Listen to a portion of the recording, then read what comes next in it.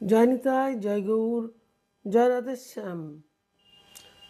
মহারাজ যত সাধু গুরু বৈষ্ণব আছেন, আপনাদের সবার শ্রীচরণে আমি কোটি কোটি প্রণাম জানাই।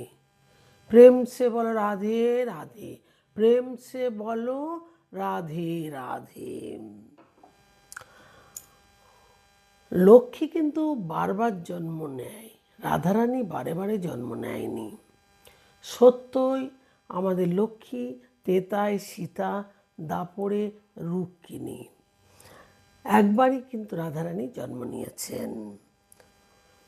এইবার রাধারানী বারবার জন্মগ্রহণ করেনি, শাস্ত্রে বলছেন, তাই তার অবতার হওয়ার একটা কারণ আছে।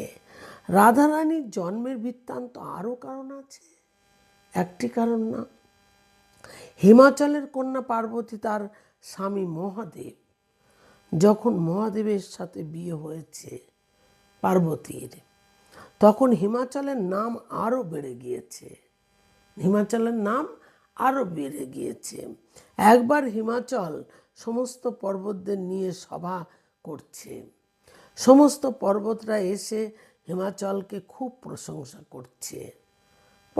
করছে যে এত সুন্দর জামাই হলো মহাদেব। বলছেন, তুমি খুব ভাগ্যবান, তোমার জামাই স্বয়ং ভোলানাথ। পর্বতরা বলছেন, তুমি খুব ভাগ্যবান। আর বসে শুনছে আর মনে মনে ভাবছে, আমার যদি এখন একটা মেয়ে থাকতো, মানে এত প্রশংসা করছে তো, তাই বলছে আমার যদি এরকম একটা মেয়ে থাকতো, তাহলে আমি মহাদেবের চাইতে বড় কাউকে বিয়ে দিতে পারতাম। হিমাচল বলছেন,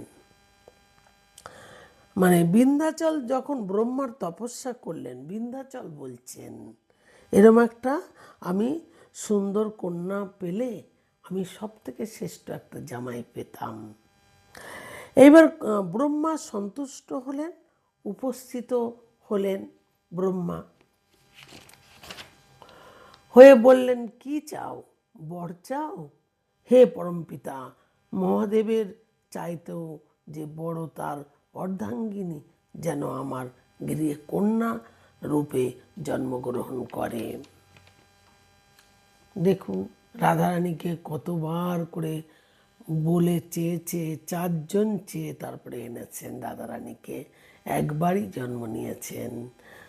জয় নিতাই, জয় গৌর, প্রেম সে বলো রাধে রাধে, জয় জয় শ্রী রাধে।